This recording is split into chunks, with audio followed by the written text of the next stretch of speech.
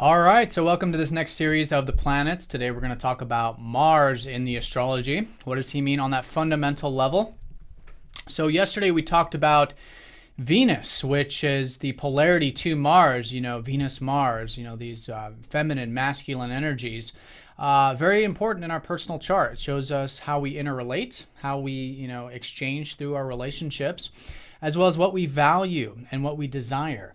Now, if you recall, last time Venus was about attracting those things that we value and desire, and that's the more feminine, receptive way of accomplishing that. But now Mars is more of the masculine, outward way of accomplishing those things we desire. So here it's through that self-attainment, self-interest, self-motivated, self-willed energy, essentially asserting ourselves in order to attain what we desire in life, and also asserting ourselves through our relationships as well. So you can see, with these personal planets, it's very important to, see how we, go about pursuing things. Do we do it in an Aquarius fashion? Do we do it in a Capricorn fashion? All these kinds of things we can see with the Mars placement. Now, there's a couple of things you can notice in the sky with Mars. One is that he has his own independent orbit from our perspective on Earth. If you look at the other two personal planets, Mercury and Venus, they always seem to stay within a certain proximity of the sun. Every time they get a certain distance, they go retrograde and they're always bouncing around the sun in the sky. Mars, on the other hand, is the only personal planet that has his own trajectory. He has his own orbit.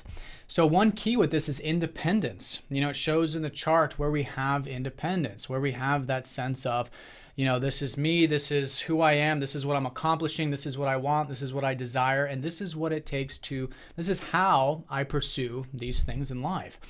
So that's where that self-determined, self-willed energy comes from. And you can see that very noticeably in the Aries energy, which is Mars associated with ruling Aries.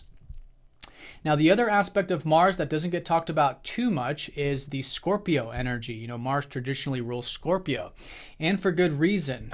There is this other side of Mars, which if you look at his color, he's red in hue. So if you look at nature, red in nature is about danger. And so in order to attain our values, sometimes it does mean the difference between life and death. That's a very important part of life. That's self-preservation. And this is where we get into the more instinctual energies of Mars, where it's about, not only what is it that I desire just for enjoyment, like Venus. Venus is just about enjoying it. Mars is quite literally, this is what I need for my survival. So it really touches at the root and the instinctual level of us. And again, the sign and house placement can show us this.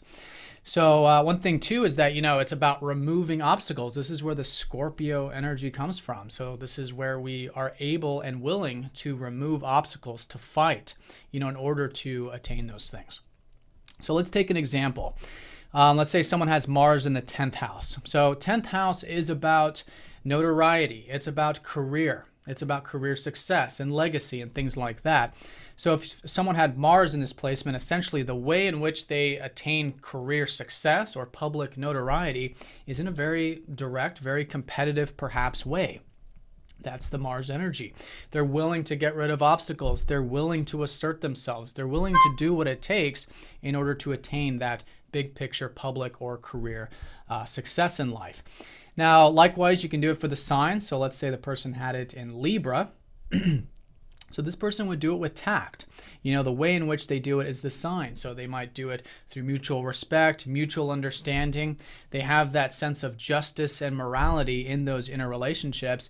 And everything, is about doing the right thing, keeping everything on that even keel, although they're still achieving and striving towards whatever those aims are. So very powerful stuff, very important aspect of the personality. Again, it's the personal planet that has to do with our independence, has to do with where and how we assert ourselves, where and how we have confidence, where and how we attain what we really value and desire in life, not just for enjoyment's sake, but because sometimes, it's very deep, instinctual, and we feel like we might need it for our survival. All right, so hope you guys have a great day. I'll see you all next time for Jupiter. Take care.